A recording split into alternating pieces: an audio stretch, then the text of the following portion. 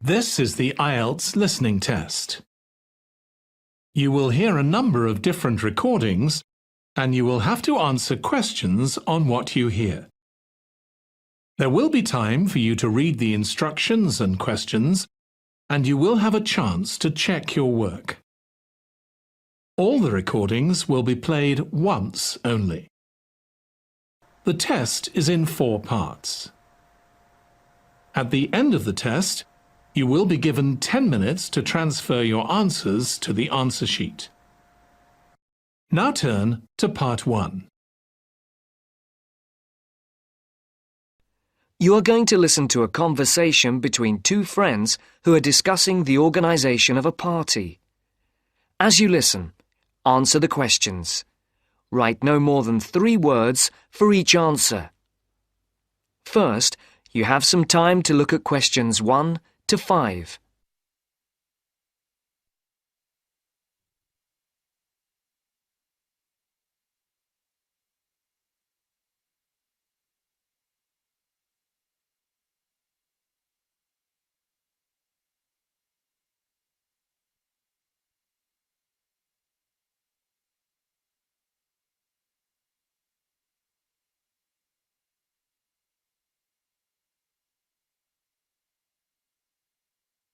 You can see that the first question has been completed for you as an example.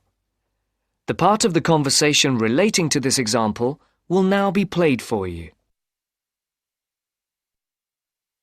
Hi, Matt. Right on time. Have you been waiting long? 5 minutes. The buses were held up on the high street. Otherwise, I would have been early. Yeah, there's something wrong with them today. You can see that Caroline has been waiting for 5 minutes. Now the test will begin. You should answer the questions as you listen, because you will not hear the recording a second time. Listen carefully and answer questions 1 to 5. Hi, Matt. Right on time. Have you been waiting long? 5 minutes. The buses were held up on the high street. Otherwise, I would have been early. Yeah, there's something wrong with them today. Yes, I think so. OK, what shall we do? Shall we go and have a coffee? Yeah, that would be nice. There's that place on the corner over there. It does really nice coffee and cakes and things, and at this time it's usually very quiet, so we'll be able to talk. OK, let's go there then. So, when's the party going to be? Well, it has to be at the end of September, before we all leave for university. We've plenty of time then. We don't go for another 5 weeks, do we? Well, we haven't really got that much time, if you think about it. There are only a couple of weeks at the beginning of September when all of us are around. Oh, yes, I forgot. Nazrin, Phil and Nikki and all that lot have gone off on holiday. And I'm away for 2 weeks from tomorrow. So, what does that leave us then? As far as I know, we're all here between the 19th and the 30th of September. Will Sandra be around then? I know that she has a whole string of family birthdays at that time, and she might not be available. Well, let's make a note of that, and we can contact her about it. OK. Shall we settle for the 21st of September then? What day is the 21st? It's a Saturday. Is that OK? That's fine. Before the conversation continues, look at questions 6 to 10.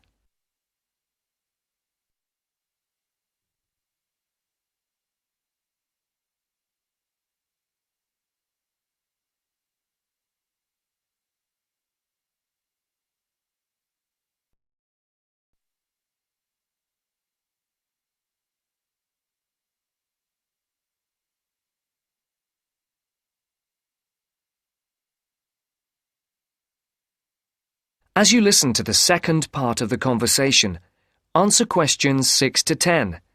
For these questions, there are 3 alternatives, A, B, and C. Decide which alternative is the most suitable answer and circle the correct letter. And now for the tricky bit. Where are we going to hold it? Well, I spoke to Nikki last week and she volunteered her place as they have a huge house and garden. Oh, fantastic. Will her parents be around? Yeah, I think so, but she said they won't mind. Oh, right. Well, my parents wouldn't like it at all. Nor mine. But is it definite? Yes.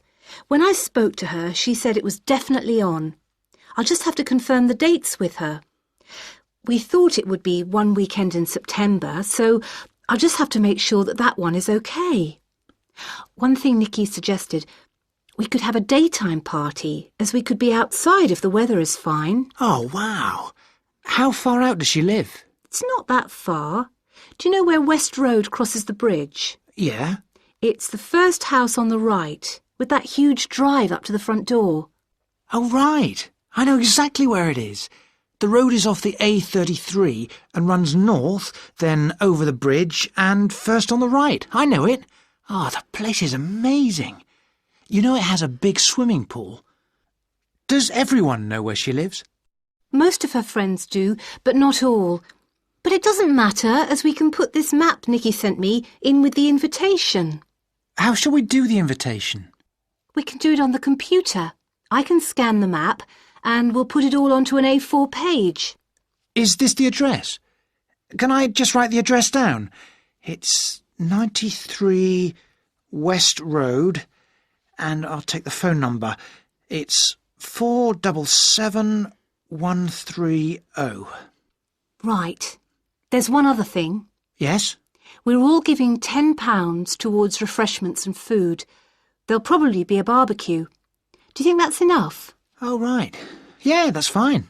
And everyone will have to help tidy up afterwards, including the boys.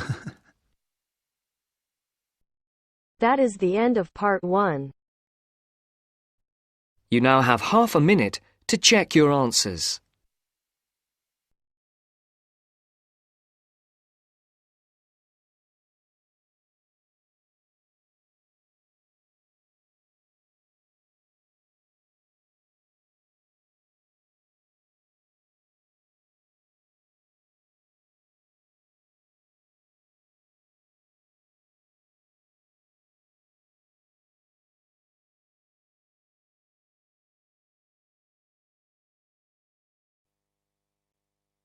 Now turns to part 2.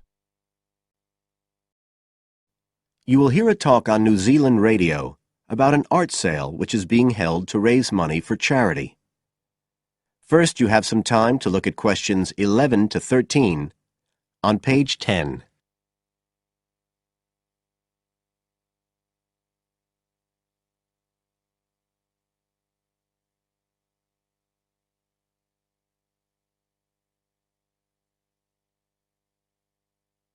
Now listen carefully and answer questions 11 to 13.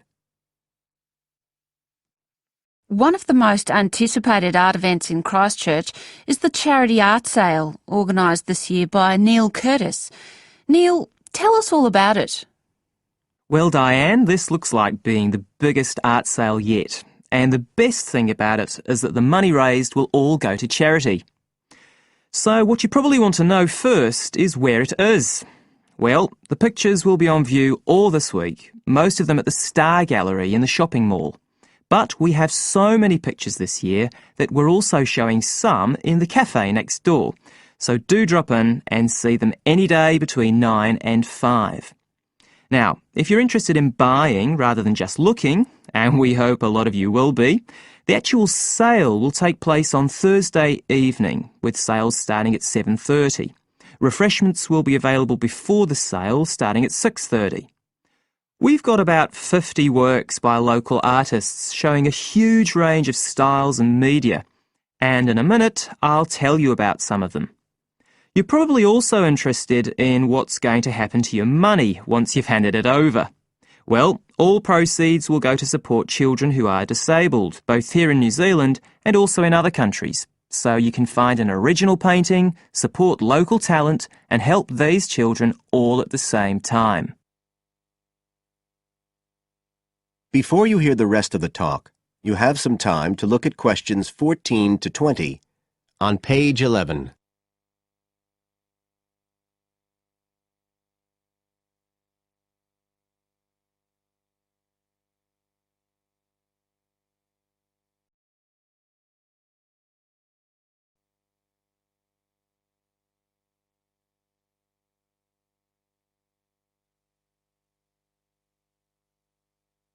Now listen and answer questions 14 to 20. Now, let me tell you a bit about some of the artists who have kindly agreed to donate their pictures to the charity art sale. One of them is Don Stubley, who has a special interest in the art sale because his 5-year-old daughter was born with a serious back problem. After an operation earlier this year, she's now doing fine, but Don says he wants to offer something to help other less fortunate children. Don is totally self-taught and says he's passionate about painting. His paintings depict some of our New Zealand birds in their natural habitats. One relative newcomer to New Zealand is James Chang, who came here from Taiwan 9 years ago at the age of 56. Mr. Chang had 13 exhibitions in Taiwan before he came to live here in Christchurch, so he's a well-established artist, and art has been a lifelong passion for him. His paintings are certainly worth looking at. If you like abstract pictures with strong colour schemes, you'll love them. Natalie Stevens was born in New Zealand, but has exhibited in China, Australia and Spain.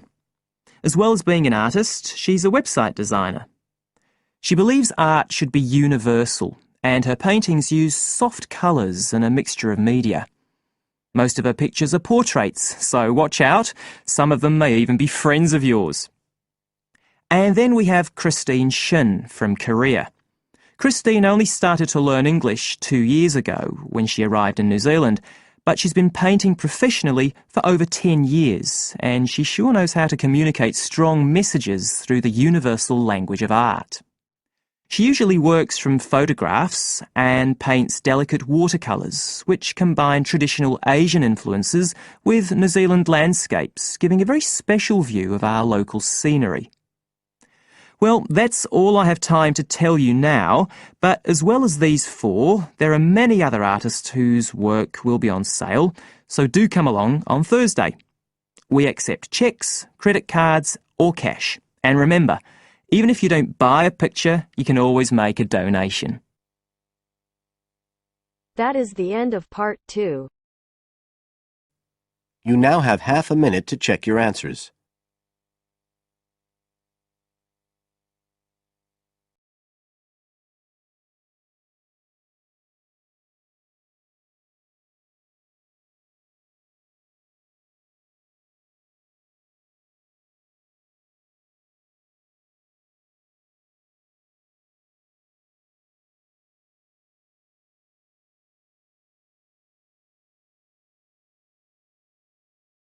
Now turns to part 3. You will hear a student called Sarah talking to her college tutor about some research she has to do as part of her course. First, you have some time to look at questions 21 to 27.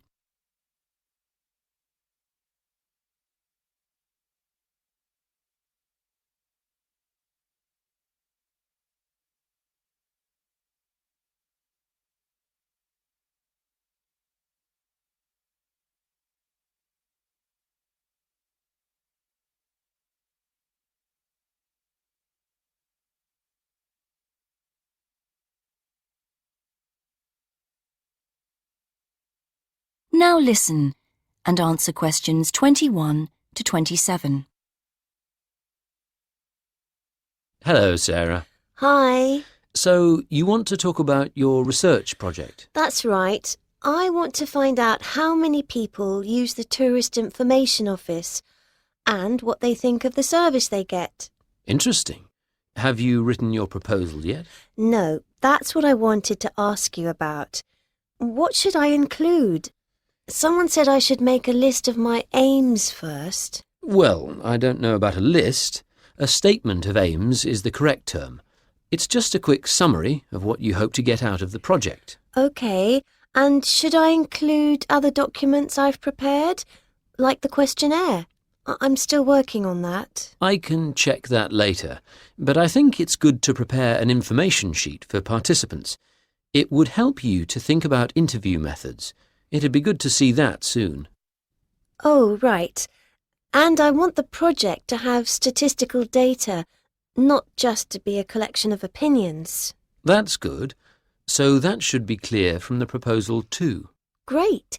So what else must I include in the proposal? Or are some things optional? OK, some things that people normally put in a research proposal don't really apply to you, like any costs involved. That can be really important in some research projects, but as we don't have a budget, it's not something you need to include. Any costs have to come out of your own pocket, I'm afraid. Yes, I understand that. But I do need to know your criteria for choosing who to interview. I've got to check that you're using good sampling principles, for example. Sure. And what about the way I'm going to analyse my findings? That's not essential at the proposal stage on this project, but if you've got some ideas, include them, because it could save time later. OK. And do I need to make it clear how the report will be organised? Oh, I'm going to be giving you a template to use, so there's no need to go into that in the proposal. Great, thanks. Before you hear the rest of the conversation, you have some time to look at questions 28 to 30.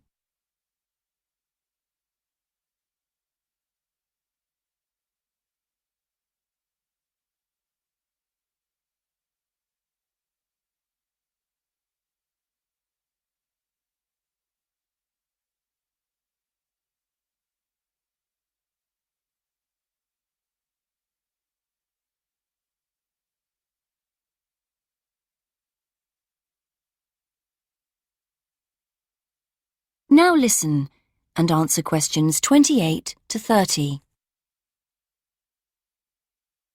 Actually, another thing we could discuss now is making sound recordings of interviews. Oh, right. Do I have to record them all? I could try to get as many as possible, but it'd be rather expensive. Yes, don't worry. You only need a few chosen randomly just to give an idea of how the interviews are going. You can send one in each time you update me on your progress. OK. How often should I do that? I haven't done a timetable for the interviews yet, but they'll be spread over 3 or 4 weeks, with about 200 in total. I reckon on doing 20 a day. Let me know how you're getting on at the end of each day's interviewing then, whether you've had any problems or not. It can be a lonely job. Thanks. I appreciate that. And what about the confidentiality of participants? Because that can cause problems. Well, I'm getting them to sign a consent form. It says that I'll only use the information for my research, that I won't pass it on to anyone else. But that's the only promise I'm making. They have to give me their names and agree to their data being stored on the college computer network. That sounds good. You won't put names in your report, I know, and the data will all get deleted at the end of the year, but we don't promise any of that. Sure. That is the end of part 3.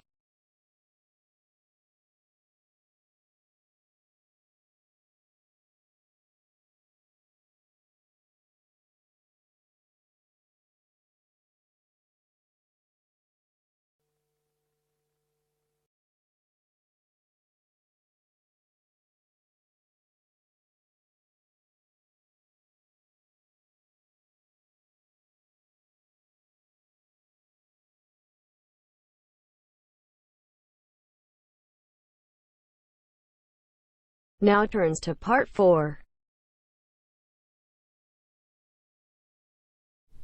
You will hear a talk given by Dr. Miranda James. First, you have some time to look at questions 31 to 35.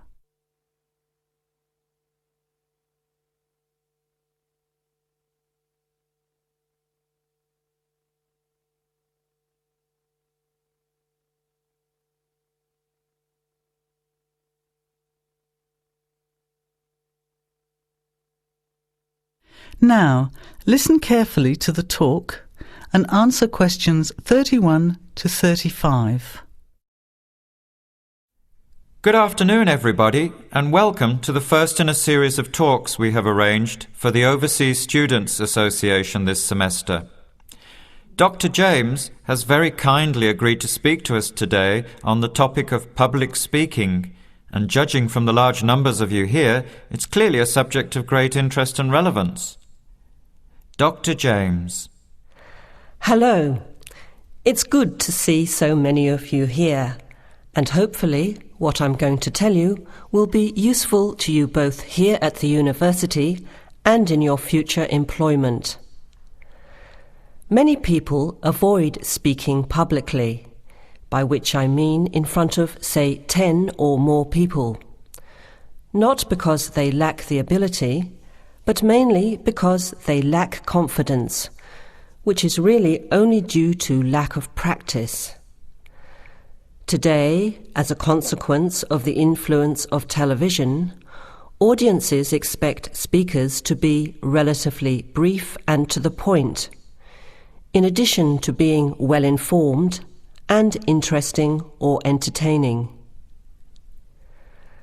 Probably the most important part of public speaking is what you do beforehand, by which I mean preparation.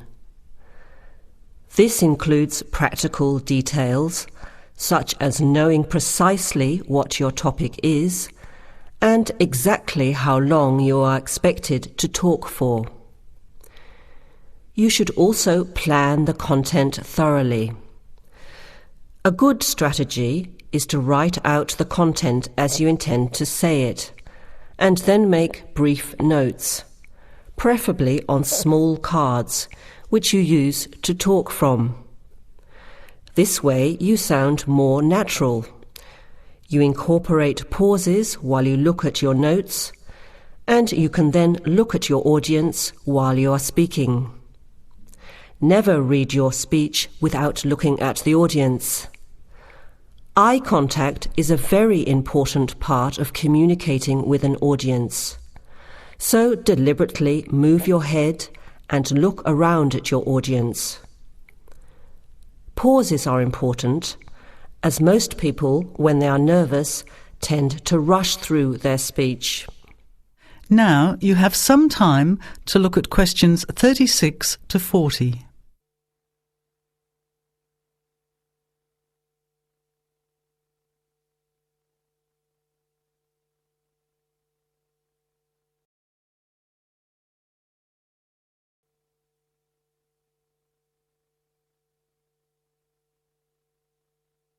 Now listen and answer questions 36 to 40. Practice speaking slowly. This gives you more time to pronounce your words correctly. It's always easier for your audience to listen to someone whose speaking is clear and calmly paced, so that they can understand the ideas being explained. And the bigger the group, the more slowly you should speak. Remember to project your voice, speaking clearly to the person furthest away from you. It's a good idea to rehearse and record yourself. Pay attention to your intonation when you listen to yourself. It's even harder if you're speaking in a second language, I would imagine. But there's nothing worse than listening to a flat, monotonous voice. So try to vary your tone and rhythm. This will add meaning to your words. Lastly, pay attention to both your posture and your gestures. A confident person stands or sits in a small group with their head up, chin out, and shoulders back. Try to avoid scratching or fiddling with your hair or beard, or pens, jewellery, and so on. These movements can distract and irritate your audience. Yet you may be unaware of them yourself. Another reason for rehearsing, preferably with feedback from a friend, or better still, on video. I hope these few tips will make your experience of speaking in public a little easier. Remember, practice makes perfect. That is the end of part 4. You now have half a minute to check your answers.